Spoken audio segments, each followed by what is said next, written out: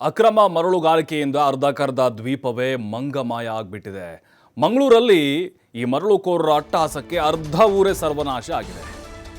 ನೋಡಿ, ಊರಿಗೂರೇ ಸರ್ವನಾಶ ಮಾಡ್ತಾ ಇದ್ದಾರೆ ಈ ಅಕ್ರಮ ಮರಳು ದಂಧೆಕೋರರು. ನೋಡಿ, ಇಡೀ ಊರೇ ಅಲ್ಲಿ ಕಾಣಿಸ್ತಾ ಇಲ್ಲ. ಮೊದಲು ಹೆಂಗಿತ್ತು, ಈಗ ಹೆಂಗಾಗಿದೆ. ಉಳ್ಳಾಲ ಸಮೀಪದ ಪಾವೂರು ಉಳಿಯ ದ್ವೀಪ ಪ್ರದೇಶದ ಘನಘೋರ ಕಥೆ ಇದು. ನೇತ್ರಾವತಿ ನದಿಯ ಮಧ್ಯದಲ್ಲಿರುವಂತಹ ಪಾವೂರು ಉಳಿಯ ದ್ವೀಪ ಪ್ರದೇಶ ಇದು. ದಿನನಿತ್ಯ ನೂರಾರು ದೋಣಿಗಳಿಂದ ಅವ್ಯಾಹತವಾಗಿ ಅಕ್ರಮ ಮರಳುಗಾರಿಕೆ ನಡೀತಾ ಇದೆ. ಈ ದ್ವೀಪದಲ್ಲಿ ಸುಮಾರು 30ಕ್ಕಿಂತ ಅಧಿಕ ಕುಟುಂಬಗಳು ವಾಸ ಮಾಡ್ತಿದ್ದಾವೆ.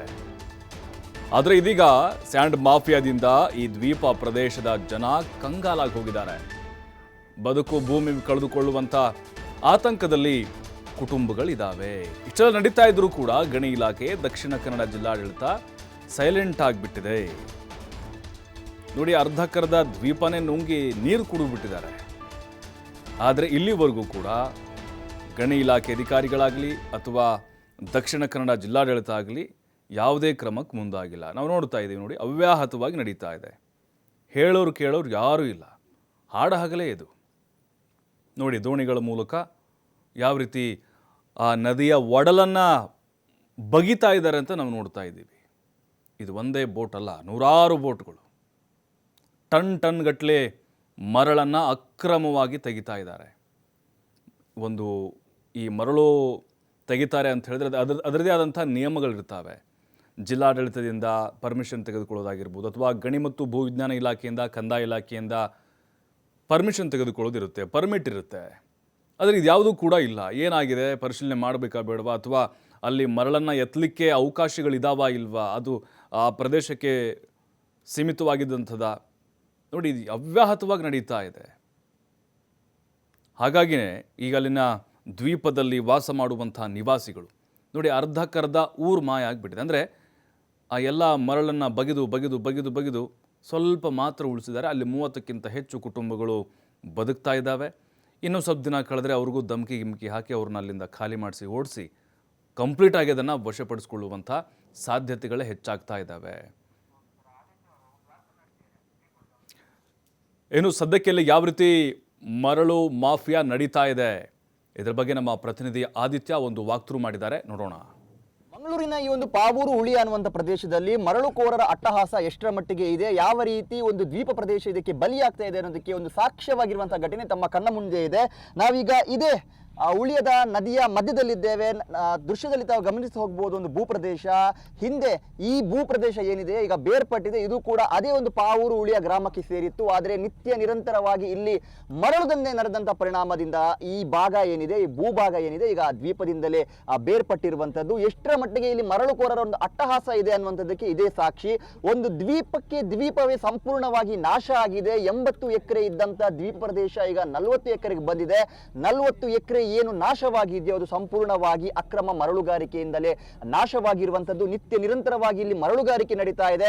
ಆದರೆ ಜಿಲ್ಲಾಡಳಿತ ಮಾತ್ರ ಕಣ್ಮುಚ್ಚಿ ಕುಳಿತುಕೊಂಡಿರುವಂಥದ್ದು. ತಾವು ದೃಶ್ಯದಲ್ಲಿ ಗಮನಿಸ್ತಾ ಹೋಗ್ಬೋದು, ಮರಳುಕೋರರು ಯಾವ ರೀತಿ ಅವ್ಯಾಹತವಾಗಿ ಇಲ್ಲಿ ಮರಳು ದಂಧೆಯನ್ನ ಮಾಡ್ತಾ ಇದ್ದಾರೆ ಅನ್ನುವಂಥದ್ದು ನಮ್ಮ ಕ್ಯಾಮರಾದ ಮೂಲಕ ತಾವು ನೋಡ್ತಾ ಹೋಗ್ಬೋದು. ಅಲ್ಲಿ ಮರಳುಗಳನ್ನ ರಾಶಿ ಹಾಕಿದ್ದಾರೆ. ಇದೇ ಮರಳನ್ನ ಅಕ್ರಮ ಮರಳುಗಾರಿಕೆಯ ಮೂಲಕ ಅವರು ತೆಗೆದಿರುವಂಥದ್ದು, ಅಗೆದಿರುವಂಥದ್ದು. ಅಲ್ಲಿ ದೋಣಿಗಳು ಕೂಡ ಇದೆ, ಅಲ್ಲಿ ಜನರು ಕೂಡ ಇದ್ದಾರೆ.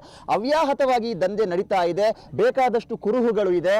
ಆದ್ರೆ ಜಿಲ್ಲೆಯಲ್ಲಿ ಗಣಿ ಇಲಾಖೆ ಇಲ್ವಾ, ಜಿಲ್ಲೆಯಲ್ಲಿ ಜಿಲ್ಲಾಧಿಕಾರಿಗಳಿಲ್ವಾ, ಅಥವಾ ಈ ಭಾಗಕ್ಕೆ ಶಾಸಕರು ಇಲ್ವಾ, ಜನಪ್ರತಿನಿಧಿಗಳಿಲ್ವಾ ಅನ್ನುವಂತ ಪ್ರಶ್ನೆ ಕಾಡುತ್ತೆ. ಹಾಗಾದ್ರೆ ಇವರೆಲ್ಲ ಎಚ್ಚೆತ್ತುಕೊಳ್ಬೇಕು ಅಂದ್ರೆ ಏನು, ಅಳಿದುಳಿದಿರುವಂತ ಈ ಒಂದು ಭಾಗವು ಕೂಡ ನಾಶ ಆಗ್ಬೇಕಾ, ಅಥವಾ ಈ ಜನರು ಇಲ್ಲಿ ಈ ಊರನ್ನೇ ಬಿಟ್ಟು ಹೋಗ್ಬೇಕಾ, ಅದೇ ಇಲ್ಲಿನ ಶಾಶ್ವತ ಪರಿಹಾರ ಅನ್ನುವ ಪ್ರಶ್ನೆಗಳು ಮೂಡುತ್ತೆ. ಆಡಳಿತ ವ್ಯವಸ್ಥೆಯ ವಿರುದ್ಧ ಸಾಕಷ್ಟು ಆಕ್ರೋಶಕ್ಕೆ ಕಾರಣವಾಗುತ್ತೆ.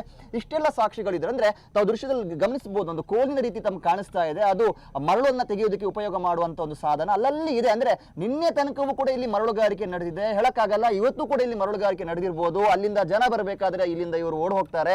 ಸಾಕಷ್ಟು ಬಾರಿ ಪ್ರಶ್ನೆಯನ್ನ ಮಾಡುವಂತ ಪ್ರಯತ್ನಗಳನ್ನ ಮಾಡಿದ್ರು ಕೂಡ ಅವರ ಮೇಲೆ ಹಲ್ಲೆಯನ್ನ ಮಾಡುವಂತದ್ದು, ಜೀವ ಬೆದರಿಕೆಯನ್ನ ಒಡ್ಡುವಂತದ್ದು, ನಾವು ಇಡೀ ದ್ವೀಪವನ್ನೇ ನಾಶ ಮಾಡ್ತೀವಿ, ನಿಮ್ಗೆ ಏನ್ ಮಾಡ್ಬೇಕು ಮಾಡ್ಕೊಳ್ಳಿ ಅನ್ನುವ ರೀತಿಯಲ್ಲಿ ಉಡಾಫೆಯ ಮಾತುಗಳನ್ನ ಇವರು ಆಡ್ತಾರೆ ಅಂತಾದ್ರೆ ಯಾರು ಇದರಲ್ಲಿ ಶಾಮೀಲಾಗಿದ್ದಾರೆ, ಎಲ್ಲೋ ಒಂದು ಕಡೆ ವ್ಯವಸ್ಥೆ ಇದರಲ್ಲಿ ಶಾಮೀಲಾಗಿದೆ ಅನ್ನುವಂಥ ಅನುಮಾನ ಮೂಡ್ತಾ ಇದೆ. ಎಲ್ಲ ಗೊತ್ತಿದ್ದು ಕೂಡ ಗಣಿ ಮತ್ತು ಭೂ ವಿಜ್ಞಾನ ಇಲಾಖೆ ಆಗಿರ್ಬೋದು, ಪೊಲೀಸ್ ಇಲಾಖೆ ಆಗಿರ್ಬೋದು, ಜಿಲ್ಲಾಡಳಿತ ಕಣ್ಣುಮುಚ್ಚಿ ಕುಳಿತುಕೊಂಡಿದೆಯಾ? ಇಲ್ಲಿ ತೆಗೆದಂಥ ಮರಳು ಎಲ್ಲಿಂದ ಹೋಗುತ್ತೆ? ಇದೇ ಊರಿನ ಪೊಲೀಸ್ ಠಾಣೆಯ ಮುಂಭಾಗದಲ್ಲೇ ಅದು ಸಪ್ಲೈ ಆಗುವಂಥದ್ದು. ಪಾವೂರು, ಉಳಿಯ, ಅಡ್ಯಾರ್ ಈ ಭಾಗದಲ್ಲಿ ನಿತ್ಯ ನಿರಂತರವಾಗಿ ಮರಳುಗಾರಿಕೆ ನಡೀತಾ ಇದ್ರು ಕೂಡ ಇದು ಯಾವುದಕ್ಕೂ ಕಡಿವಾಣ ಹಾಕದೆ ಕಂಡು ಕಾಣದ ರೀತಿಯಲ್ಲಿ ಇಲಾಖೆ ಕುಳಿತುಕೊಂಡಿರೋದ್ರಿಂದ ಸ್ಪಷ್ಟವಾಗುತ್ತೆ ಇವರು ಕೂಡ ಇದರಿಂದ ಇದರಲ್ಲಿ ಶಾಮೀಲಾಗಿದ್ದಾರೆ ಅನ್ನುವಂಥದ್ದನ್ನ. ಕ್ಯಾಮರಾ ಪರ್ಸನ್ ವೀರೇಶ್ ಕಡ್ಡಿಕೊಪ್ಪ ಜೊತೆ ಆದಿತ್ಯ, TV5 ಮಂಗಳೂರು.